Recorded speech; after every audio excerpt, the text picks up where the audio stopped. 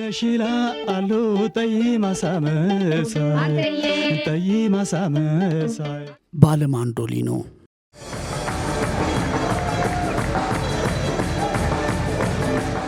አንጋፋውና ዝነኛው የክብር ዘበኛ ኦርኬስትራ ባልደረባ የአያሌ ጡመ ዜማ ዘመናዊ ሽሬ ሙዚቃዎች ግጥም ጸሐፊ የዜማዎቹ ምንጭ የነበረውና በብቸኛ የማንዶሊን ተጫዋችነቱም የሚታወቀው የኪነ ጥበብ ሰው አየለ ማሞ ይሰኛል።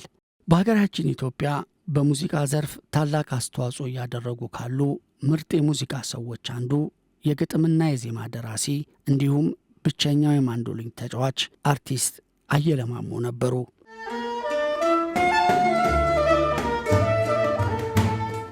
በሙዚቃ ባለሙያዎች ዘንድ የክር ሙዚቃ መሳሪያ ተብለው ከተዘረዘሩ ውስጥ ማንዶሊንን እናገኛለን። ይህ እንደ ቦታውና እንደ የአምራች ኩባንያው ባለ 8 ባለ 10ና ባለ 12 አውታር እየተደረገ የሚሰራ የሙዚቃ መሳሪያ በብዙ ረገድ መልኩ ከጊታር እንዲሁም ከኛው ክራር ጋር በእጅጉ ተመሳሳይነት አለው። በህንድ በተለይ ደግሞ በሱዳን ዝነኛ የሙዚቃ መሳሪያ የሆነው ማንዶሊንን በሀገራችን በቀደምትነት ይጫወቱ እንደነበር የሚነገርላቸው አንድ ሰው ቢኖሩ ሻለቃ ግርማይ ሃድጎ ነበሩ። ይህ በሀገራችን ኢትዮጵያ እምብዛም በሙዚቃው ላይ ድምፁን የማንሰማው መሳሪያ ግን ከአንድ የግጥምና ዜማ ደራሲ ጋር ተቆራኝቶ ፊትና ኋላ የሆነ ሲጠራ እናዳምጠዋለን። ባለማንዶሊኑ አየለ ማሞ እየተባለ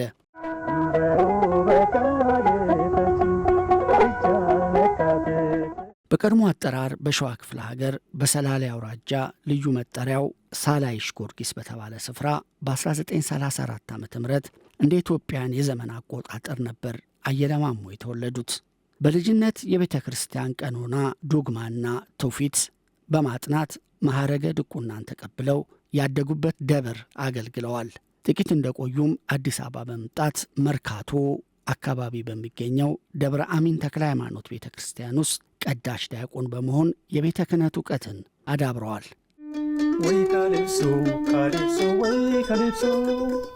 የበቁ ዲያቆን መሆናቸውን ካስመሰከሩ አጋጣሚዎች አንዱ በ1948 የተከሰተው አጋጣሚ ነው።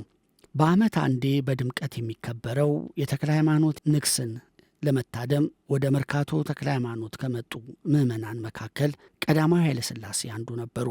በክብር በዓሉም ላይ ጡም ባለው ድምፅ ሲቀድሱ ከሰሙት ዲያቆናት መካከል አንዱ የነበረው የዛን ጊዜው ብላቴና አየለ ማሞ ስለነበሩ በድምፃቸው ውበት የተደሰቱት ቀዳማዊ ኃይለ ሥላሴ ለእርሳቸውና ለባልደረቦቻቸው የ20 ብርና የመጽሐፍ ቅዱስ ሽልማት አበርክተውላቸዋል።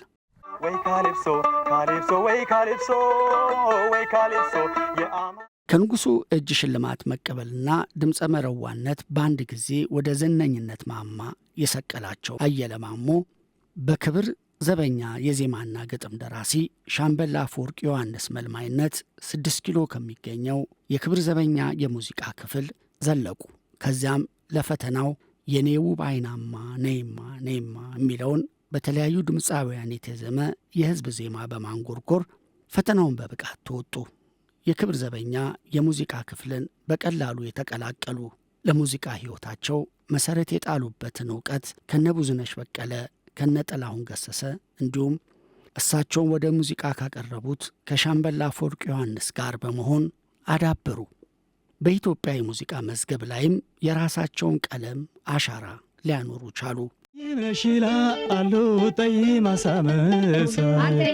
ጠይማሳመሳይ በግጥምና በዜማ ድርሰታቸው የሚታወቁት በአንዳንዶች ዘንድ የክብር ዘበኛ የሙዚቃ ክፍል የጀርባ አጥንት ናቸው በመባል የሚሞካሹት ሻምበል አፈወርቅ ዮሐንስ ከጣይቱ ሆቴል ፊት ለፊት የነበረ አንድ ጣሊያናዊ የማንዶሊን አጨዋወትን ያስተምራቸው ነበር።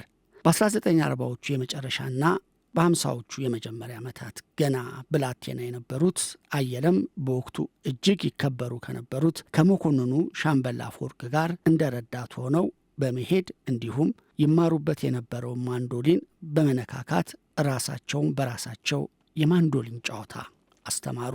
በነበራቸው ሁለገብ እንቅስቃሴም ብዙ ወጣቶችን ያፈሩ ሲሆን ከነዚህም ውስጥ ድምፃዊ ደሳሌ መላኩ ባላገሩ ቁጥር 1፣ አቦነሽ አድነው፣ ኃይልዬ ታደሰ፣ ዘመነ መለሰ የመሳሰሉ አንጋፋ ባለሙያዎችንም አፍርተዋል። በተለይ አየለ ማሞን ልዩ የሚያደርጋቸው ብቸኛው የማንዶሊን የሙዚቃ መሳሪያ ተጫዋችነታቸው ነበር። በዚህም የሙዚቃ መሳሪያ ወይ ካሊፕሶ በሚለው ዘፈናቸው የሚታወሱ ሲሆን በመጀመሪያ የተጫወቱት ግን የኔ ውብ አይናማ የሚል ዜማ ነበር።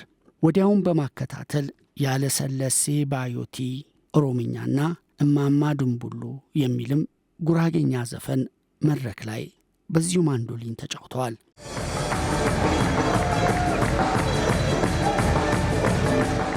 የክቡር ዘበኛ የሙዚቃን ክፍል ለ34 ዓመታት ያገለገሉ ሲሆን ሙዚቃ ክፍሉ ከፈረሰ በኋላም ከ1988 ዓመተ ምህረት ጀምሮ እስከ 1998 ዓመተ ምህረት ለ10 ዓመታት በክስታኔ ባንድ በሙያቸውና በኃላፊነት አገልግለዋል።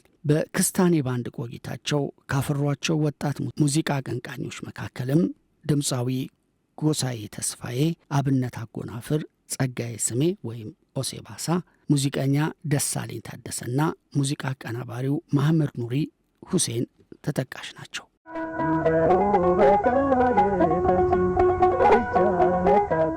በግጥምና ዜማ ስራቸው ከሰጧቸው አንጋፋና ወጣት ድምፃውያን መካከልም ጥላሁን ገሰሰ፣ ማህሙድ አህመድ እስካሁን ድረስ የሚያቀነቅኗቸው ዘመን ተሻጋሪ ዘፈኖች፣ ብዙነሽ በቀለ ለመጀመሪያ ጊዜ ለመድረክ እንድትበቃ ባደረጋት አሸብርቆ ደምቆ እንደ ፀሐይ የሚለው ዘፈን፣ ኩኩ ሰብስቤ፣ ኤፍሬም ታምሩ፣ ሐመልማል አባተ፣ በፀሐት ስዩም፣ ወረታ ውበት፣ አስቴር ከበደ፣ እያዩ ማን ያዘዋል፣ ሻምበል በላይነህ፣ ደረጀ ደገፋው፣ ጌታቸው ጋዲሳ፣ ህብስት ጥሩነ፣ ምን ያህል ጥላሁን ገሰሰ፣ ውብሻው ስለሺ፣ መንበረ በየነ፣ ትዕግስት ይልማ፣ ከበቡሽ ነጋሽ፣ ገነነ ኃይሌ፣ ጌታቸው ተካ፣ አለማየሁ ግዛው፣ ሀብታሙ ገብረ ጻዲቅ ወዘተ የሥራቸው ተቋዳሾች ሲሆኑ ለወጣት ድምፃውያን የግጥምና የዜማ ሥራዎቻቸውን ሕይወታቸው እስካለፈበት ጊዜ ድረስ አበርክቷል።